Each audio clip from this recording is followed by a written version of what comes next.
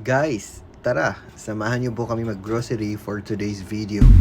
Kasama ko nga po si Baba ngayong araw na to at kami po ay pupunta sa isang mall malapit dito sa amin.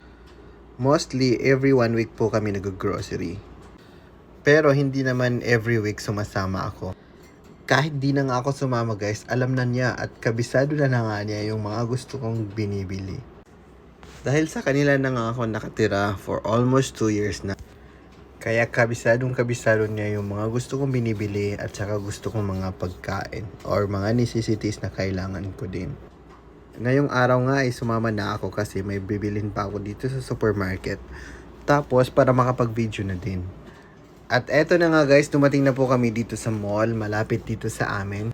At dito na nga kami nag-park sa kabilang side para mas mabilis yung exit namin mamaya.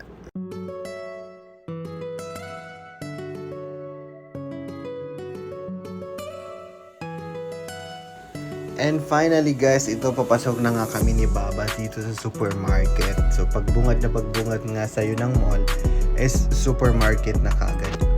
While papasok nga kami dito is nagugutom na nga ako kasi tanghaling tapat na nga po ito.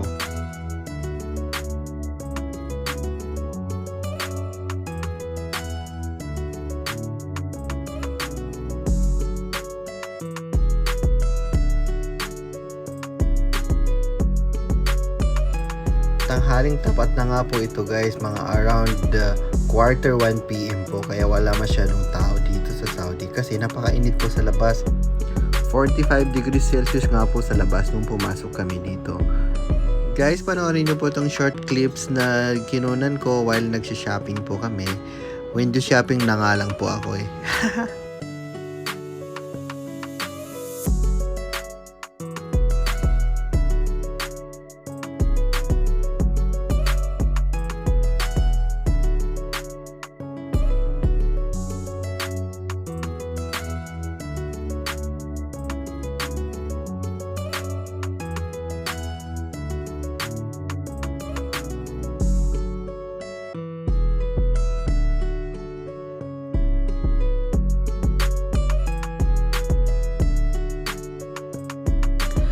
Habang naglalakad, ito, dinaanan namin tong survivals na Indomie.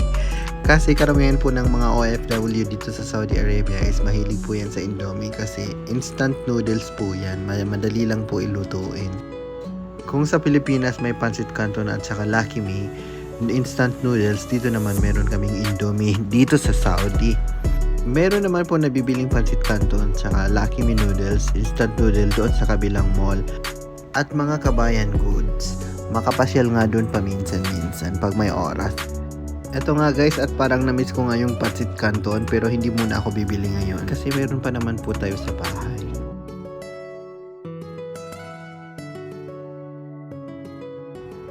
At ito nga po yung mga Indian survivals na nga po ito. Mga masala, beans, yan po yung mga gustong-gusto ng mga Indiano na niluluto. Hala, nakakita pa nga ako ng dilis. Ang tagal kong hindi nakakita ng dilis.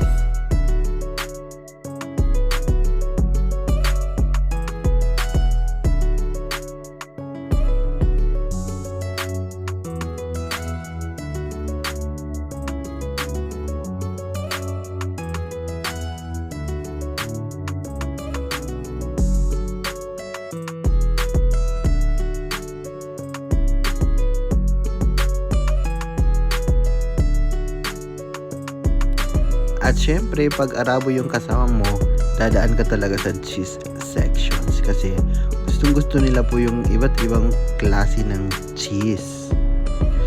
Jubon ziyara yalla. Dumaan na nga kami dito sa fish market para makabili ng uulamin namin ngayong tanghalian kasi hindi pa nga po kami nanananghalian ngayon. Yan na nga po, kinakat na nga niya yung nabili namin isda, mga guys.